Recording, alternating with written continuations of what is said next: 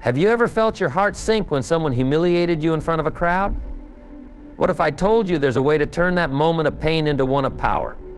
Stick with me, you'll never see those situations the same way again. Humiliation can feel like a punch to the gut. It's personal, public, and often deeply painful. But here's the thing, how you respond in those moments defines your strength, not just to others, but to yourself. Today, I'm going to show you how to regain control, protect your peace, and even grow from these experiences. Let's face it, public humiliation is something we all fear. Maybe it's an offhand remark from a boss in a meeting, a sarcastic joke from a friend at your expense, or even a direct insult meant to cut deep. In that instant, emotions surge: anger, shame, embarrassment. The natural reaction is to lash out or retreat, but neither of those responses truly serves you. So what can you do instead? How can you face humiliation with grace and come out stronger? 1. Understand the intent behind the humiliation. Let's begin with a simple truth: not everything that hurts you is about you. When someone says something humiliating, it's natural to feel attacked, embarrassed, or even angry. But before you let those emotions take over, pause for a moment and ask yourself, why did they say that? This one question can shift your perspective entirely. The intent behind someone's words often holds the key to understanding their behavior. Was their comment meant to hurt you, or was it thoughtless, spoken in the heat of the moment? Many times people lash out, not because of who you are, but because of what's happening in their own lives. Their frustrations, insecurities, or stresses spill over into their interactions, and you just happen to be in the path. Let me give you an example. Imagine a colleague publicly criticizes your idea during a meeting. On the surface, it feels like a direct insult. But if you look deeper, you might realize that their behavior is rooted in their own struggles. Maybe they're feeling overlooked, underappreciated, or pressured. Recognizing this doesn't mean you excuse their behavior. It means you understand that their words are more about them than they are about you. This shift in thinking is powerful. When you stop taking things personally, you take back control of your emotions. You're no longer at the mercy of someone else's words or actions. Instead, you stand firm, knowing that their behavior reflects their own issues, not your worth. Why people lash out? Let's break this down further. Why do people say hurtful things in the first place? There are usually two reasons. First, some people are intentionally mean. They might feel insecure, jealous, or threatened, and they try to bring others down to feel better about themselves. Second, many people don't even realize the impact of their words. A careless joke, an offhand remark, it might not be meant to harm you, but it still stings. Understanding the difference is important. When someone is intentionally hurtful, their words come from a place of weakness. Strong, confident people don't need to belittle others. Knowing this can help you rise above the situation. On the other hand, when someone's words are unintentional, it's easier to address the situation calmly or let it go. Taking back control. When you're humiliated, it's easy to feel powerless, but understanding intent gives you the upper hand. Instead of reacting with anger or retreating in shame, you can choose how to respond. You can stay calm, address the issue, or simply walk away, whatever feels right for you in that moment. Let me say this: staying calm in the face of humiliation doesn't mean you're weak. On the contrary, it's a sign of strength. It shows that you're in control of yourself even when others are not. You're choosing to act with dignity no matter how someone else behaves. A simple mindset shift. Here's a mindset shift to practice. Remind yourself that people's words are a reflection of them, not you. If someone insults your work, it doesn't mean your work is bad. If someone mocks your appearance, it doesn't define your value. Their words are like a mirror showing you their own fears, frustrations, or insecurities. This doesn't mean you ignore the pain their words cause. Acknowledge your feelings, they're valid. But don't let those feelings control you. By separating their intent from your emotions, you protect your peace. Final thoughts. Understanding the intent behind humiliation isn't about excusing bad behavior. It's about freeing yourself from the emotional trap of taking everything personally. When you see that someone's words often say more about them than about you, you regain your power. You stop reacting impulsively and start responding thoughtfully. And in that moment, you prove that your self-worth isn't defined by anyone else. 2, pause and breathe. Let's face it, when someone humiliates you, your first instinct is probably to react. Maybe you feel the urge to defend yourself, fire back with a sharp comment, or leave the situation entirely. But here's the thing, your first reaction isn't always the best reaction. That's why the simple act of pausing and breathing can make all the difference. Why breathing matters. Humiliation triggers a physical response. Your heart races, your palms sweat, and your mind starts spinning. This is your body's way of preparing for a fight or flight response. It's automatic and it's powerful. But in social situations, this response often leads to actions we regret, saying something hurtful, escalating the conflict, or shutting down completely. Deep breathing interrupts this cycle. It calms your nervous system, slows your heart rate, and brings clarity to your mind. In just a few moments, you move from reacting impulsively to responding thoughtfully. The power of pausing. Let's talk about the pause. When you pause, you give yourself a moment to step back from the situation. You're not ignoring what happened, you're simply creating space to process it. In that space, you can choose your next move. Will you respond calmly? Will you let it go? The choice is yours. Think about this: silence is often more powerful than words.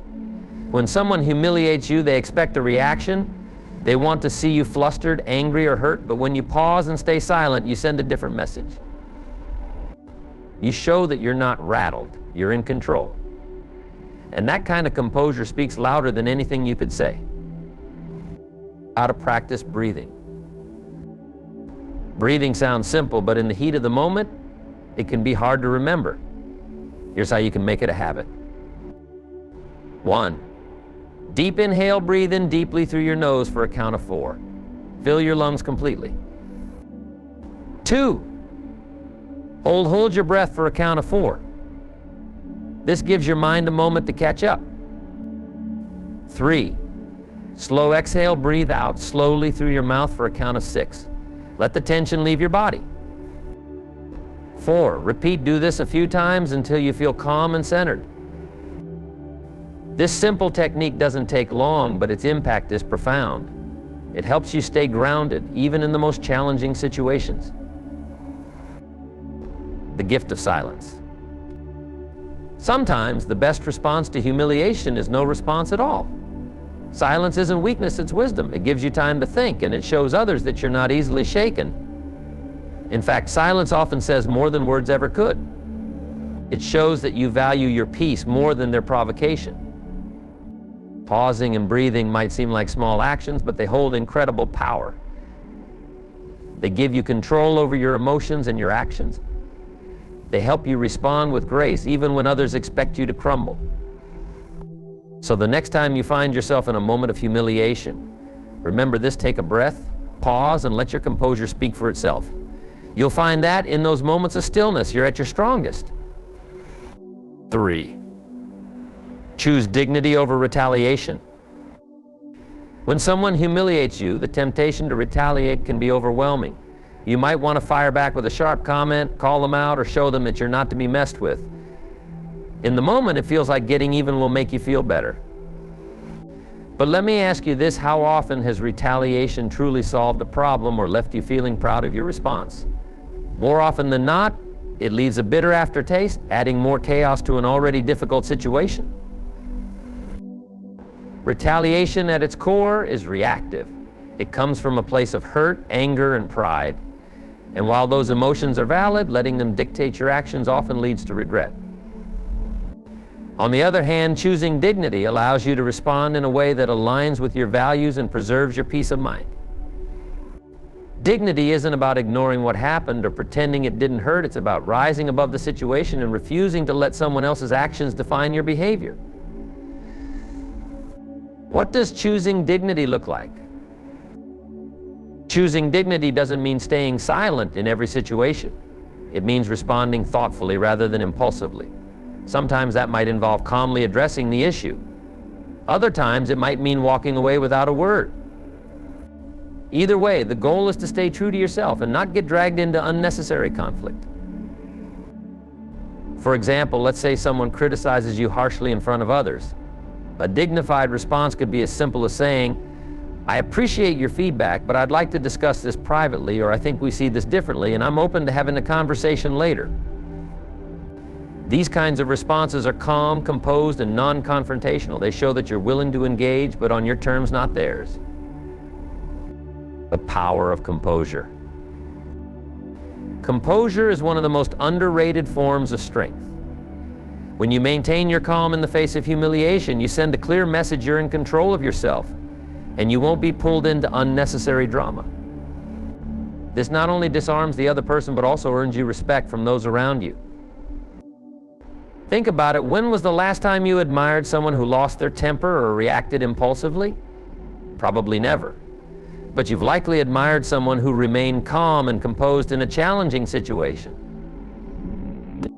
That's the power of dignity. It sets you apart and shows that your self-worth isn't tied to someone else's words or actions.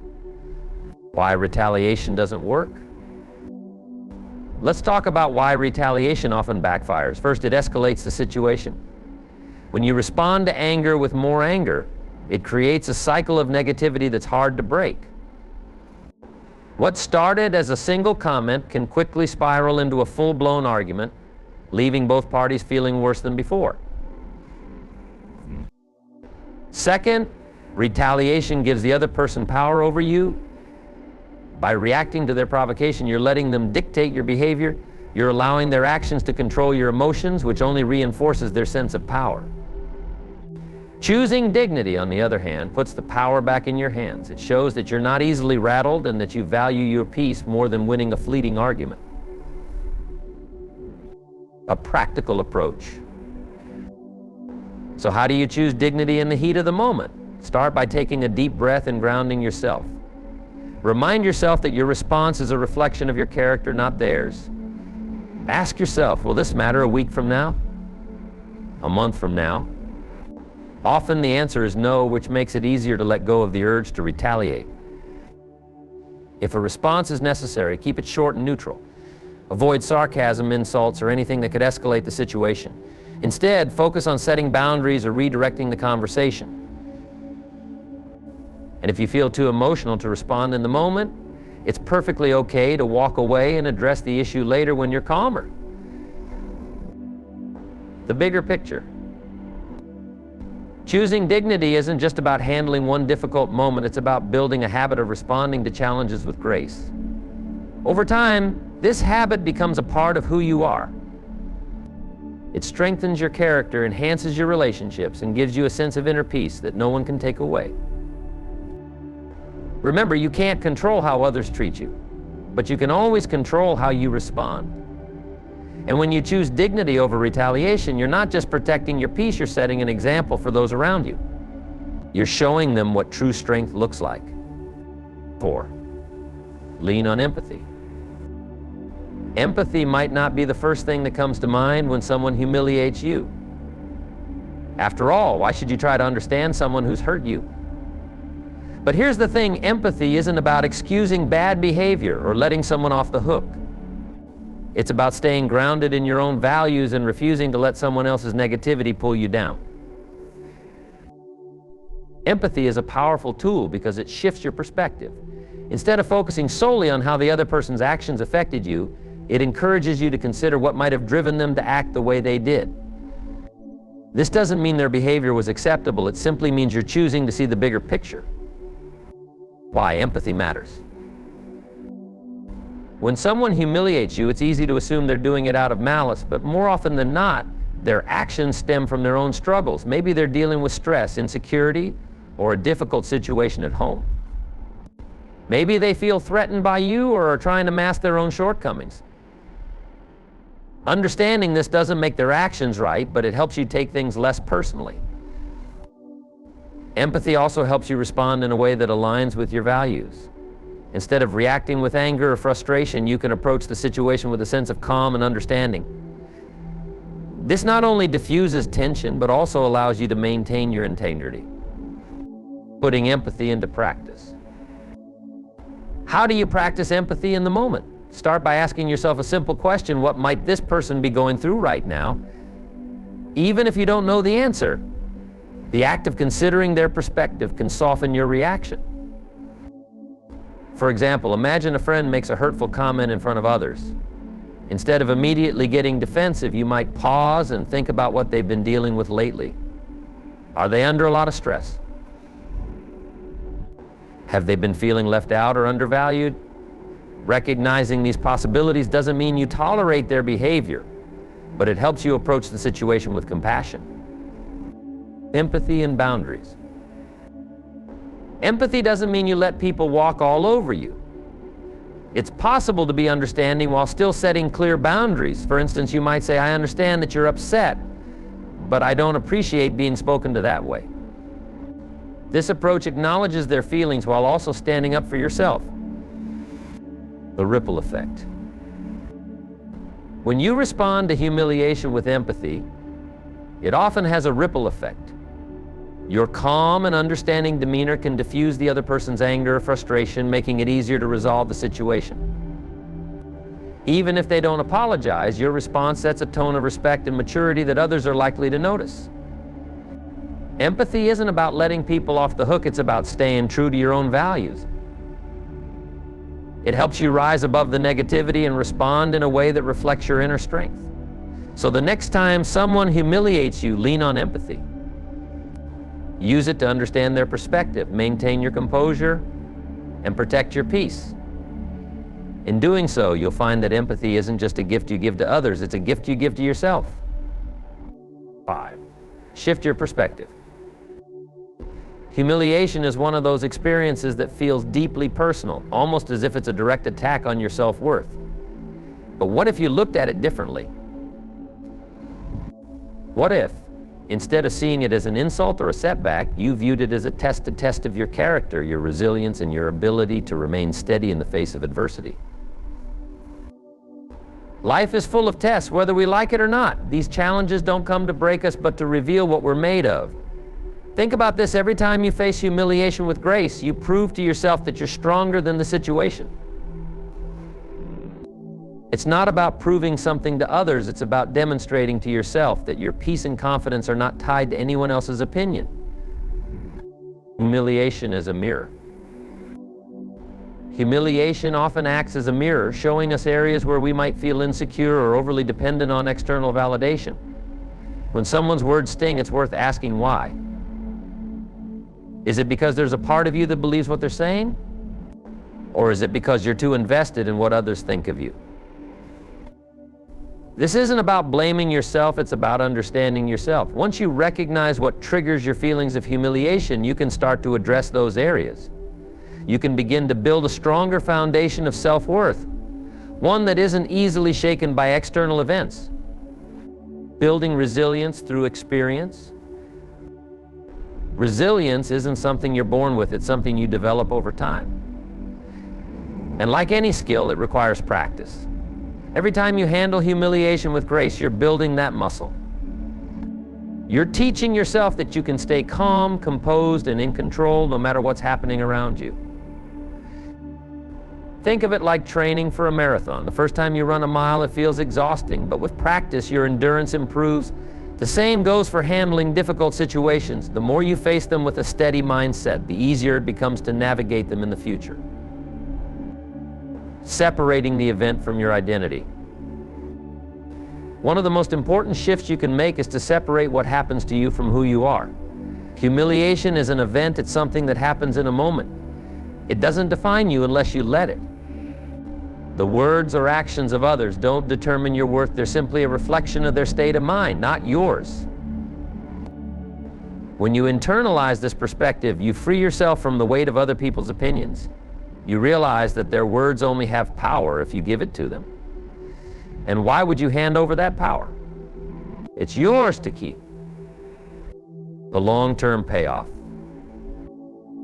When you start to see humiliation as a test, it changes everything. Instead of feeling defeated, you feel challenged. Instead of shrinking, you grow. And over time, you'll notice a shift in how you react to difficult situations. You'll find yourself staying calm where you once might have lashed out. You'll feel a sense of peace where there once was turmoil. This shift doesn't happen overnight, but it's worth the effort. Because once you've built that inner resilience, no one's words can shake you. You'll walk through life with a quiet confidence, knowing that your worth is not up for debate. 6, control what you can. When life throws challenges your way, especially moments of humiliation, it's easy to feel powerless. You can't control what someone says about you. You can't control how others perceive you. But here's the key: you can always control how you respond. And that makes all the difference. Focusing on what's within your control is one of the most empowering mindsets you can adopt. It shifts your attention from the chaos around you to the stability within you. When you master this, you become unshakable. Your words, your actions, your mindset. Let's start with your words. In the face of humiliation, your words can either escalate the situation or diffuse it. A calm, measured response shows strength, while a reactive outburst only gives the other person more ammunition. For example, instead of snapping back, you might say, "I'd prefer to have this conversation privately," or even, "I'll think about what you said." Short, composed statements like these show that you're in control of yourself. Next, consider your actions. Sometimes the best action is no action at all. Walking away can be more powerful than engaging. Other times, it might mean addressing the situation later, once emotions have cooled. The point is to act intentionally, not impulsively. Finally, let's talk about your mindset. This is where your real power lies. No one can control your thoughts unless you let them. You can choose to dwell on the humiliation, replaying it in your mind and letting it fester. Or you can choose to let it go, focusing instead on what you've learned from the experience and how you'll move forward. The trap of trying to control others. One of the biggest sources of frustration in life comes from trying to control things we can't. When someone humiliates you, your instinct might be to change their behavior, to make them see things your way, or to force an apology. But here's the hard truth: you can't control other people. Their actions are theirs to own, just as your response is yours. The moment you let go of the need to control others, you free yourself from a lot of unnecessary stress. Instead of wasting energy on things you can't change, you can focus on what you can: your own growth, your own peace, your own actions. Mastering the art of letting go. Letting go doesn't mean you condone bad behavior or that you're okay with being mistreated. It means you're choosing not to carry the weight of someone else's actions. You're choosing to focus on your own well-being instead of getting caught up in their negativity. This takes practice, but it starts with a simple question: is this within my control? If the answer is no, then let it go. If the answer is yes, then take thoughtful, intentional action. This clarity helps you stay grounded and prevents you from getting swept up in unnecessary drama. The power of inner strength. When you focus on what you can control, you tap into a deep well of inner strength. You realize that no matter what happens around you, your peace is in your hands. This doesn't mean you won't face challenges or that you'll never feel hurt, but it does mean you'll have the tools to handle those moments with grace and resilience. Imagine walking through life with that kind of confidence, knowing that you're in control of your own experience. It's not about being perfect, it's about being steady. And that steadiness is what allows you to face any situation, no matter how difficult, with courage and clarity. A practical approach. To start practicing this mindset, try this the next time you face a difficult situation. Pause and ask yourself, what's within my control right now? Focus on that and let go of the rest. It's a simple exercise, but it can transform the way you approach challenges. Over time, this habit becomes second nature. You'll find yourself reacting less and responding more. You'll feel a sense of calm even in the midst of chaos. And most importantly, you'll know that no matter what life throws at you, you have the strength to handle it. By shifting your focus to what's within your control, you empower yourself to navigate life's challenges with grace and resilience. It's a skill that takes practice, but the rewards are immense. Because once you've mastered this, you'll realize that the only person who truly has power over your peace of mind is you. 7, practice self-reflection. In life, we often face challenges that can leave us feeling disheartened or even humiliated. These moments are part of our journey, but it's how we respond to them that defines us. The key to transforming any negative experience into an opportunity for growth lies in one essential practice: self-reflection. When an incident occurs, whether it's a personal failure, a mistake, or a moment that makes you question your abilities, the natural reaction is often to feel regret or frustration. But instead of allowing those emotions to dictate your actions or self-worth, take a moment to step back and reflect. Ask yourself, what can I learn from this? Reflecting on what happened helps you gain clarity and perspective on the situation, allowing you to see the experience not as a defeat, but as a stepping stone toward growth. Reflection is not about blaming yourself or focusing on the negative. It's about being honest with yourself, identifying where things went wrong, and understanding what you could have done differently. In the heat of a challenging moment, it can be hard to see beyond the immediate emotions. But when you take the time to reflect, you gain the ability to look at the bigger picture. You start to see that even the hardest moments can carry valuable lessons. One powerful question to ask yourself is, did I handle this situation in a way that aligns with my values? Our values are the compass that guide us through life. They define who we are and what we stand for. When we act in alignment with our values, we feel good about ourselves, regardless of the external outcome. But when we act out of character or let our emotions get the better of us, we often feel a sense of disappointment. In those moments, reflection gives us the clarity we need to realign ourselves with what truly matters. If you realize that your actions didn't align with your values, then that's okay. We are all human, and we all make mistakes. The key is not to dwell on those mistakes, but to learn from them. What could I do differently next time? This question helps shift your focus from regret to solution-oriented thinking. Instead of ruminating on past errors, you begin to plan for a better future. Each time you reflect and learn, you build the tools necessary to handle similar situations with greater wisdom and grace. Self-reflection is a powerful tool for personal development, but it requires discipline and honesty. It's easy to look for excuses or distractions, to point the finger at others, or to avoid confronting uncomfortable truths about ourselves. But growth doesn't happen in the comfort zone. True growth occurs when we face the challenges and mistakes head on, learn from them, and use that knowledge to become better versions of ourselves. In the end, reflection turns even the most painful experiences into valuable opportunities for growth. It's not about perfection, it's about progress. The more you practice self-reflection, the stronger you become in navigating life's challenges, and the more resilient you become in the face of adversity. 8. Build inner confidence. One of the most powerful tools you can possess in life is inner confidence. It's not about being arrogant or having an inflated sense of self-worth. True confidence comes from understanding who you are, knowing your strengths and weaknesses, and trusting yourself to navigate through life's challenges. With a strong sense of inner confidence, external opinions lose their power over you, and you can move through life with a sense of calm, assurance, and purpose. But building this kind of confidence doesn't happen overnight. It's a process, and like any worthwhile endeavor, it requires consistent effort. So how do we build this inner confidence? Start by setting and achieving small goals. Confidence is like a muscle.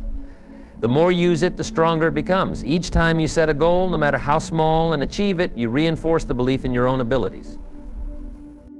These goals can range from personal habits like getting up early, completing a workout, or reading a chapter of a book. Each achievement, no matter how seemingly insignificant, adds to your sense of self-worth. The key to building confidence through small goals is to make them achievable and specific.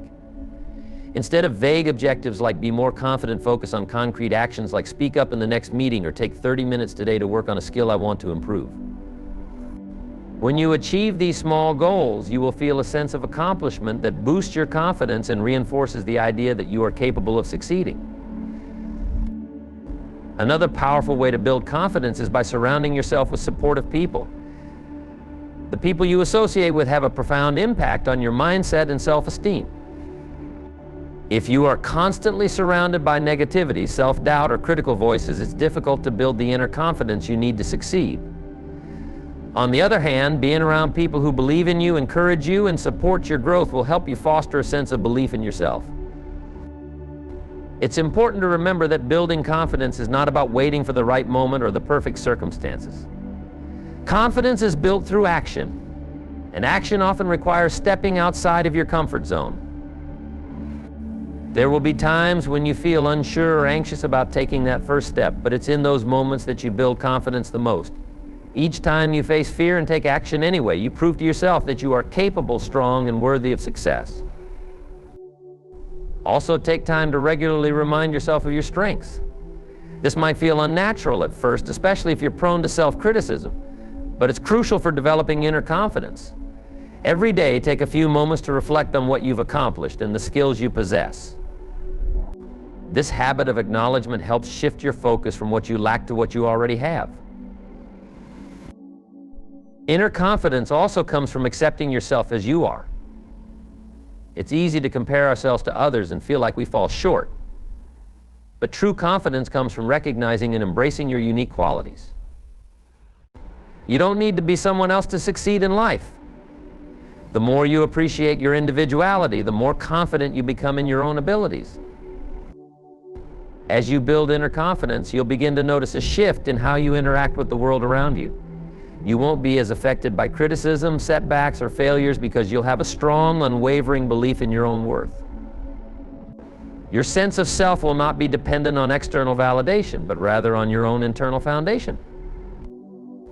Building inner confidence is one of the most important investments you can make in yourself.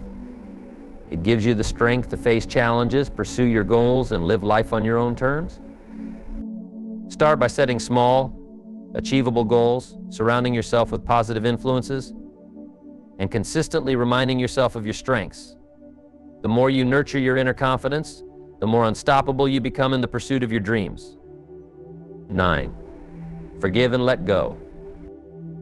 At some point, everyone faces situations where they feel wronged. Someone says something hurtful, betrays your trust, or treats you unfairly. In these moments, it's natural to feel anger, resentment, or even bitterness. But here's an important truth to remember: holding on to resentment only hurts you. It weighs you down, clouds your judgment, and robs you of the peace that you deserve. Forgiveness is not for the other person, it's for you. Forgiveness is not about excusing someone's behavior or minimizing the hurt they've caused. It's not about saying what they did was okay or that you agree with their actions.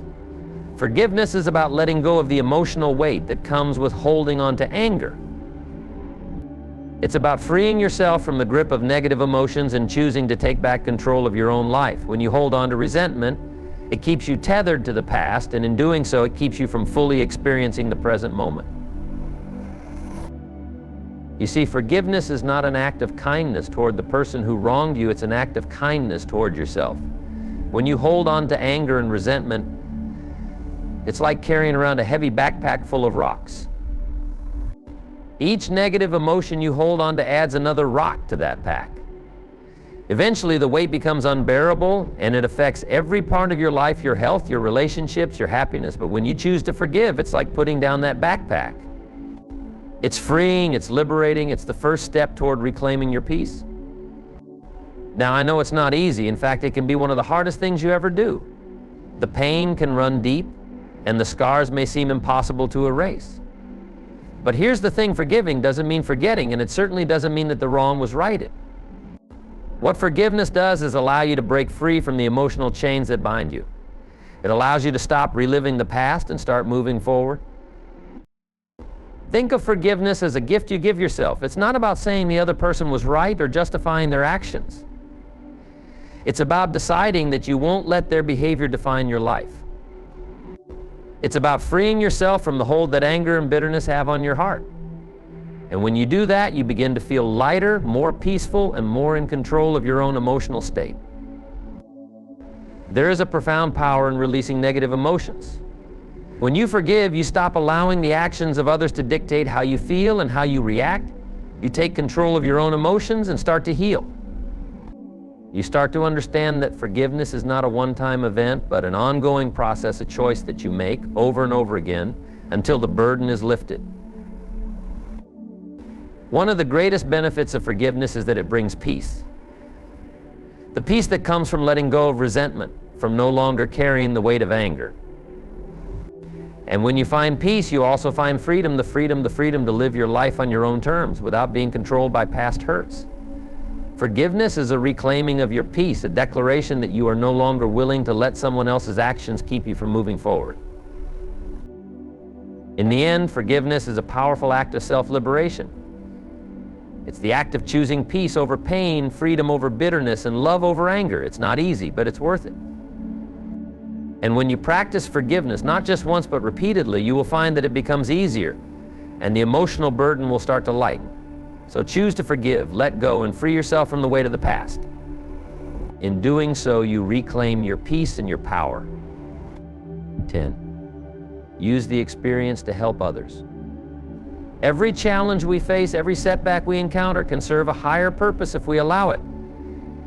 The pain, the disappointment, the moments that test us the most can all become a source of strength and inspiration. But here's the real key: we don't just keep that experience for ourselves. We can use it to help others. That's where true transformation happens, not only in our own lives, but in the lives of those around us. If you've gone through a difficult experience, whether it's overcoming a personal hardship, battling adversity, or even surviving a painful failure, you've gained something incredibly valuable: wisdom. And wisdom, when shared, can have a profound impact on others. Think about the people in your life who have helped you along the way. It's likely that they didn't just offer advice, they shared their experiences, their struggles, and the lessons they learned. And that's exactly what you can do for others. When you look back on your experience, instead of just feeling the pain or the sting of the moment, ask yourself, how can I use what I've learned to help someone else? Maybe it's simply sharing your story with a friend or family member who's going through a similar challenge. Maybe it's offering advice to someone who's facing a setback, or even mentoring someone who needs guidance. Whatever it is, your experience has the potential to serve a greater purpose. In fact, by helping others, you often find that your own healing accelerates. When you take your pain and turn it into purpose, it gives you a sense of meaning and fulfillment. Instead of allowing the experience to define you in a negative way, you take control of it and redefine it as a tool for empowerment, not just for yourself, but for others as well. Think of it this way: pain is inevitable, but suffering is optional. The suffering comes when we hold on to the pain, when we let it consume us, when we become trapped in our own emotions. But when we choose to use that pain to help someone else, we turn suffering into service. We turn our experience into a gift, and in doing so, we don't just help others, we help ourselves too. Imagine you're going through a tough time, and someone who has faced similar challenges comes along and offers you a piece of advice, a word of encouragement, or simply shares their own story. How powerful would that be? You would feel understood, you would feel less alone, and you would likely gain the strength to keep moving forward. That's the power of sharing your experience. It connects us, it heals us, and it reminds us that we're not alone in our struggles. So how can you turn your own pain into purpose? Maybe it's through a simple conversation. Maybe it's through a social media post that offers encouragement. Maybe it's through a volunteer project, a support group, or even a one-on-one conversation with someone who needs to hear your story. Whatever form it takes, the key is to look beyond yourself and ask, how can I use this experience to help others? When you turn your pain into a tool for service, it loses its sting. It no longer has control over you. Instead, it becomes a source of strength, not just for you, but for those who are fortunate enough to hear your story. And in the process, you find a deeper sense of purpose, a purpose that goes beyond your own struggles, a purpose that can change lives. In conclusion, the greatest gift you can give others is not just advice, but your lived experience. When you use what you've learned to help someone else, you turn pain into progress, adversity into action, and struggle into service. So, the next time life throws you a challenge, remember your experience has the power to serve others. When you turn your pain into purpose, you not only help others, you help yourself. Here's the truth: humiliation doesn't define you, your response does. Every time you choose to rise above it, to act with grace and strength, you take control of your narrative. You're not the victim of someone else's words, you're the hero of your own story. So the next time someone tries to humiliate you, remember this: you have the power to rise above it. By staying calm, maintaining your dignity, and focusing on what you can control, you turn a moment of weakness into one of incredible strength. It's not about them, it's about you.